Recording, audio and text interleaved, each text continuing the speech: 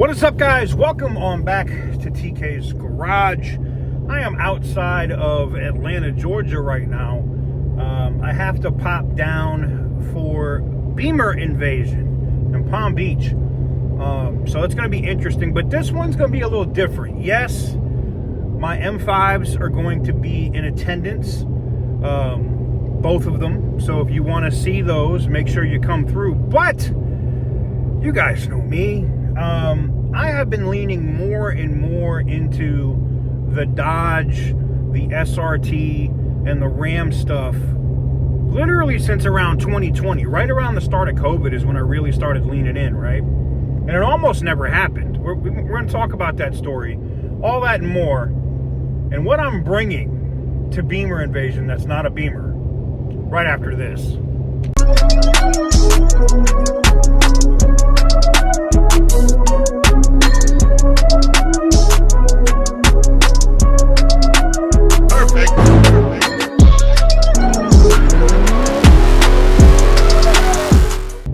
So guys, before I get into today's video, I got to talk about the giveaway that we have going on the channel. We have this 1970 Dodge Charger with an SRT 6.4 liter 392 swap. Yes, evidently, I thought that they said this engine was from a 2020 Challenger, and that's what they said, but I thought the SRT Challenger was only like 2015 or whatever. I don't know. Maybe they're saying that because it says powered by SRT on the covers or whatever on it. I don't know, but I saw that as someone's like, you have to say it's SRT. I'm like, no, it's really not. It's just a 392 engine, but whatever. I digress. If you want a shot to win that, the extra entries are running out. You can go to tk'sgarage.bigcartel.com. Link will be in the description down below, and good luck. All right, guys, so we are rolling here, and, a lot of people ask, like, what got you into Dodge? And to be honest, the first American muscle car for me in my adult life was actually a Mustang. That's not cap. That's facts. I had a brand new Lincoln Navigator Black Label, or Black Label Reserve, whatever the hell this shit was. Whatever the top of the line Navigator you could get in 2018 was. And I also had a Lincoln Continental, same trim. And, the dealer where I bought these from in North Carolina was like, hey, if you want, I'll throw in a 5.0 Mustang manual, because that's the only way I would buy one if it was a stick. But the only one I have is a convertible, and I'll give it to you at $15,000 under invoice. Now, that was because they couldn't sell the shit. So I literally stole that Mustang. So that was my first muscle car, but I had it for a little bit, and then I went out to Vegas the first time at the end of 2018. Bought my house in Summerlin and was getting situated out there. And trying to drive that friggin' Mustang, like, how they say it goes after crowds? They're not lying. Like, that thing was if you're not a driver, do not buy one. Do not buy one. So yeah, anyways, I had that Mustang. It was cool. It was, fun while I had it. Then I got a GT350 later that year. That was fun. And then I drove a 392 Challenger. And I was like, And I was like, all right. Then I drove a Hellcat, and then I was sold. And at the time, the Red Eyes were coming out. And, Red Eyes weren't yet. It was just regular Hellcat. And I was like, you know what? I'm probably going to make that switch. And I kept the GT350 for a little bit. And then I ended up trading it in with older M5, my E60 M5, the V10, for the green monster that you guys see on my intro all the time, right? That 392 manual Challenger, a Rebel in gray, which you guys have seen on the channel. It's far enough back, it's back around 2020, and a TRX in the same color. Now, I got the Rebel and the Challenger because my first Dodge car was actually a B5 blue Hellcat Red Eye, wide body. And it lasted like 117 miles, not like nothing. It kept blowing the coolant system up. or the coolant system kept blowing up. It was just defective. And instead of me doing a lemon law claim, you know, whatever, Dodge actually stepped up and, you know, was like, look, I really just wanted to get a 392 and I wanted to just build the car out. They were like, build out your Challenger. I did that, and the Rebel, and I paid $0 for both of those vehicles by giving back that Hellcat. And I never had a problem with my Challenger. I mean, yeah, I broke a rear end at the track or whatever. That happens. But that's because I was beating the shit out of that car. And for anybody that knows, you know, I was driving that car on the street for the first 2 years that I had it, year and a half. And I probably put 40,000 miles on that car, like this. I was driving that car city to city, state to state, before I started putting it on the trailer and towing it with the Rebel or the TRX. So, ever since then, I've leaned more and more into Dodge, and I've had a few others since then. I've had the Chrysler 300. I've had a couple other Hellcat Challengers. Never really been the Charger guy though. But this new Charger is intriguing to me as a guy who's been a BMW guy his entire freaking life. I mean, I've tried other brands. I went from M to Audi's S line. You know, I got me a S8. I had a S5 and S4. Audi just didn't do it for me, man. BMW the only brand that I've ever been able to drive, where, especially now with the new SCATPACks, the only car I've been able to drive that to me that feels that gives me that confidence of handling and power has been Dodge. That's it. I mean, granted, is my SCATPACK Challenger or a Hellcat Challenger going to stick to the road like this M5 would? No. The G90 is going to stick to the road every time and twice on Sundays, and so is the F10, both of the F10s, before any Challenger. Sorry, it is what it is. But the new Charger, and this is why this is key, like I'm going to Bimmer Invasion with it. It is such the perfect mix, and I know the Dodge purists hate that shit.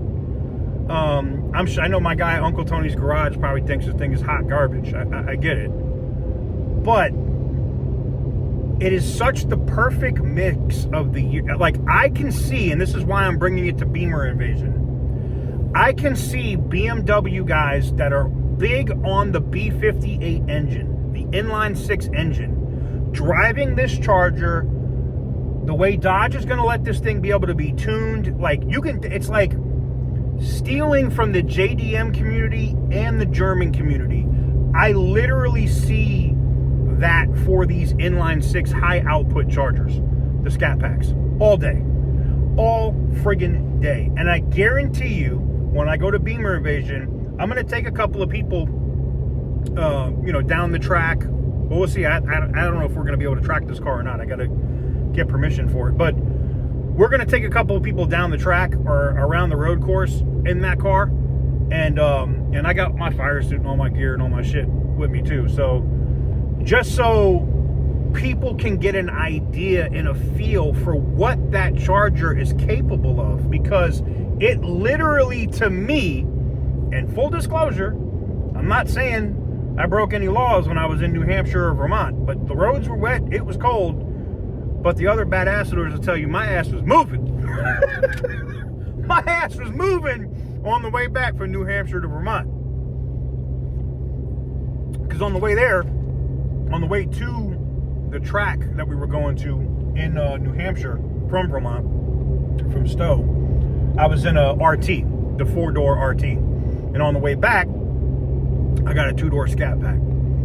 And I'll just say, we stretched your legs a little bit.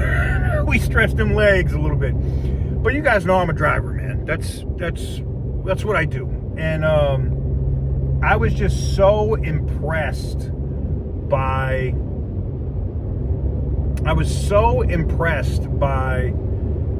how that car handled in that condition, right? And then I drove it in Tennessee. You know, they did the tail of the dragon. I fucked up and overslept and Ended up doing the mini tail of the Dragon, but I got to drive it around town. I got to take it down the track. And that's the things that are important to me, is the performance parts. Like the everyday, daily driving shit, I could really give a fuck about. You guys know that.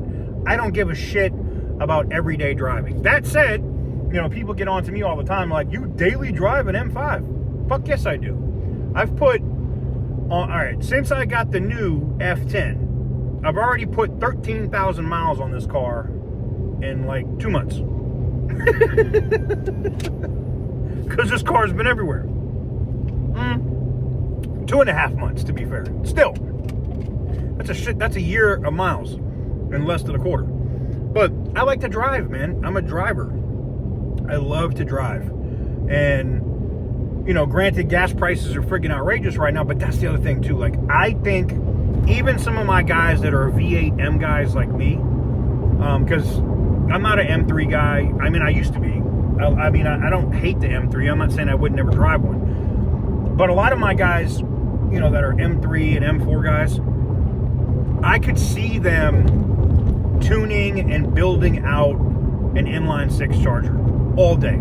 Because the Hurricane, in my opinion, from what I've seen, and I only can go by what I've seen because of John over at Boosted Motorsports, and I'm privy to a little bit of inside baseball into what John's done. But which, by the way, I highly recommend you go subscribe to John's channel too, because there might be some stuff coming in the future with these 6-packs from John that I don't think you want to miss over at Boosted Motorsports. So go subscribe to his channel. Plus, he's officially like back to whatever by Dodge. So I think that this car is a golden opportunity for both this market and the European market. I don't know if Dodge is going to ship this car over to Germany or put this car in Europe, but I think it could steal a lot of the Euro heads here in the United States away. It's priced right when you compare it feature for feature, horsepower for horsepower against a BMW, okay? And if there's incentives, like if they put up some shit, and Matt, I'm not giving you an idea, or Tim, but I'm just saying, you know, you guys might want to put up an incentive, like trade in your fucking BMW at a Dodge dealership, or trade, you know, if it's an M car, you should get more money, but trade in your M car for X amount of dollars towards a Dodge Charger, SCATPACK, or trade in your food stamp BMW towards a Dodge SCATPACK, Charger SCATPACK, and get X amount of dollars off, or some extra power dollars, or some shit like that. I think you'll bring a lot of people over, because that engine is tunable. I don't know if you, like, again, go check out John at Boosted Motorsports channel. I'm not going to rip his content and post it here in the video, but seeing what that engine was capable of, and they were two-stepping the shit out of that engine at Roadkill and other places. And he put that engine in a Viper, and that thing was doing numbers. So I know with guys that are like me that don't give a shit about a warranty or don't care about grenading a motor, if you have the money and you want to play and you want to have something that's interesting, different, all-wheel drive, I can see guys, because I can tell you the all-wheel drive system in the Charger smokes X-Drive. Fucking obliterates X-Drive. And I'm talking about not just on dry conditions, in the snow too, right? But we already knew X-Drives, and I mean, Quattro from Audi blows it away too. But as a BMW guy, I'm telling you, this car, the way that it's set up now, and that's why I bought a Daytona. I literally bought a Daytona to Hellcat swap it, and I might end up getting I might buy a 6-pack, or maybe I'll lease a 6-pack. It might come to a situation where I'll reach out to the company and maybe lease a 6-pack, or try to get a long-term review car so I can take it to all the BMW events. Anyways,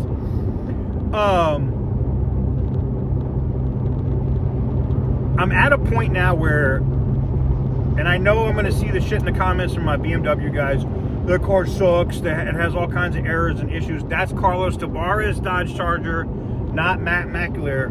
Dodge Charger or Tim Kuniskis Dodge Charger or SRT Dodge Charger. It's not the same shit. They literally just brought on 2,000 engineers for a fucking reason. They are fixing that shit. They are fixing those issues, and I believe in the brand. Guys, this is the other thing, right? You know, I get shit from people. Did I invest like a fucking house into BMW? No. I put what some people would consider life savings into Stellantis. I got my ass reamed like fucking 4 months after I did that shit. You know, we lost 30% of value right away. But I know it's coming back. I bought in for more. I know what the stock is going to do, all right? And it's going to be carried by Chrysler, Dodge, Jeep, and Ram, for sure. If I didn't believe in the brands, I sure the fuck wouldn't have put hundreds of thousands of dollars of investment into the company. Just saying. So yeah, I'm a BMW guy for now. But I could see myself completely walking away, because I'm not buying. Let me also be clear about this. I don't like the direction that BMW's gone now with this electrified bullshit M car. Look, the G90, do I enjoy it? Have I enjoyed driving it? Of course I have. And I hear this shit all the time. The twin turbo V8s are unreliable. Yeah, if you don't maintain them, they're a fucking disaster. But you got to pay to play, man. If you're going to drive that fucking car, you got to maintain it. I maintained mine. I never had problems with my E60 V10 either. I maintained it. I did the rod bearings every 70,000 miles. I did the DCT. You got the SMG transmission fluid, the DCTs and the F10s. You have to be able to maintain your vehicle. Okay, you maintain it. I've never been left on the side of the road by one. Okay. That said, I don't like where the brand is going now, and maybe they'll go back now that the regulatory environment has changed.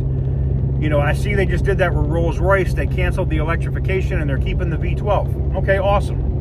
Rolls-Royce, by the way, is a BMW brand.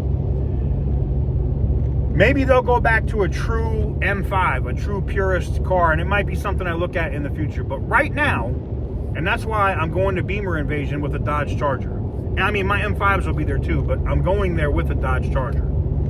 Because I want to show other BMW guys that we don't have to settle for this electrification bullshit. And it's funny that I'm doing it in a Charger, because that car started as an EV only. I think there's going to be a lot of these BMW guys that are M4, M3, 540 B58 guys, Toyota Supras with the B58. All these guys that have these B58, B48 engines, which, by the way, I think the 4-cylinder Hurricane is going to be a great competitor against the B48. I think there's going to be a great opportunity. So I got to give Dodge a major shout out for shipping a Charger down to the event. So, and I'm being petty. I know some of you guys are like, that's fucked up. I can't believe you're going to bring a Dodge in to the BMW event. Yeah, yes I am. Yes I am. I think it's going to be interesting. It's going to be fun and interesting. Especially if Dodge gives me the okay and we're able to quarter mile that car a couple of times. Yeah, I'm going to be smoking some shit. Like, I will destroy some shit out there. Because is it going to be faster than an M4? Fuck no. We've already seen that. It's not going to be faster. But it's not always about the car being faster. It's about how fast you are off that tree. So, we'll see how it goes. I wanted to let you guys know what was going on and what you can expect to see there. I'm going to be posting photos and videos. But the big news is, like, I'm this close. I'm this close to going full Dodge and Ram and not and maybe walking away from the BMWs. Anyways, let me know what you guys think. I know my BMW guys are going to be mad about this one. Let me know what you guys think in the comments section down below. Give the video a big thumbs up if you like what I do. Hit the subscribe button if you haven't already. And as always, stay petty, my friends. Because I'm petty as fuck. Who else is good? Who else? I guess that's an asshole move, huh?